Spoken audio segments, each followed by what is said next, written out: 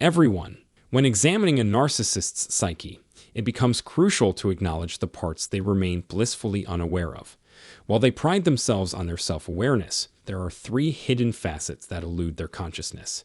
Today, let's delve into these problematic aspects of narcissism. One of the most significant blind spots narcissists possess is their unwavering belief that the world revolves around them. They harbor an incessant paranoia that leaves them constantly vigilant and dubious of others' intentions. Everyone becomes a potential adversary, with each interaction perceived as a competition to undermine their superiority. This deeply ingrained belief paints a grim picture of a world designed to target and conspire against them. Consequently, trust becomes a scarce commodity as they hesitate to relinquish control and open themselves up to vulnerability. But before we delve into these insights, I encourage you to hit that subscribe button. Your subscription plays a crucial role in raising awareness about narcissistic abuse, and it helps us bring you more valuable content like this. Now let's jump right into today's episode. Number 1.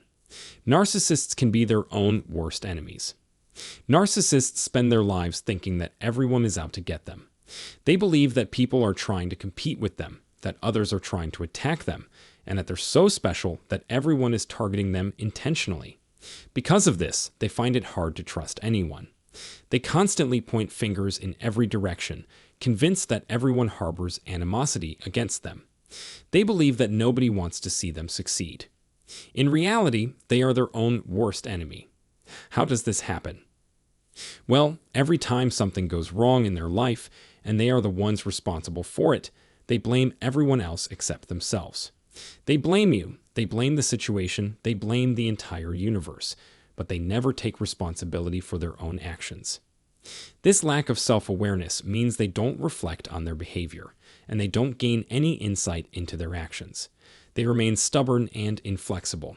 This extreme rigidity and their inability to consider their own role in situations that don't go well contribute to their downfall. Every relationship they get into ends in disaster because they destroy the very thing they seek so desperately. Every job they claim to love ends with them getting fired or losing it. Every relationship they thought would solve all their problems turns into the worst relationship they've ever had, at least in their own mind. So they never find peace or stability. The craziest part is that they keep pointing fingers at others when, in reality, they are their own worst enemy. If you look at their entire life, it's a sad story because they're stuck in a cycle of destroying every good thing they come across. They lose people who love them deeply. They lose jobs, they lose custody of their children, they lose the families they create because of their arrogance and self-importance. They lose respect, honor, and the carefully crafted public image they've built. And all of this is because of their own actions. No one else is doing this to them. It's their own actions that bring down their metaphorical castle. Their own behavior erases their personality and triggers their downfall. Their miserable life is like a ticking time bomb that eventually explodes. But here's the twist. They think it's something done to them. They become the eternal victim of their own actions, believing that they were targeted and betrayed when, in reality, they're the ones betraying everyone else. They never stop to consider how their actions might be connected to the consequences they're facing. Number 2. Narcissists are incredibly immature. Now you might think they're really smart because they remember a lot of information, they're good at their job or business, they make money, and they're great at charming people into thinking they're amazing. I get it, they'd put on a show. But in reality, they're incredibly immature. Let me explain why. Think about this for a moment. Every time they make a mistake, hurt someone, do something silly, or need to change, and someone gives them even the slightest feedback, they react like a rabid dog. They come after you with anger because they think they're perfect and can't make mistakes. They're impulsive, which means they take risks without thinking. They have no patience, no ability to plan ahead, so they just go for whatever they want without considering what might happen next. And when they lose interest in something they were chasing, they just discard it, even if that thing is a person. They also crave instant gratification.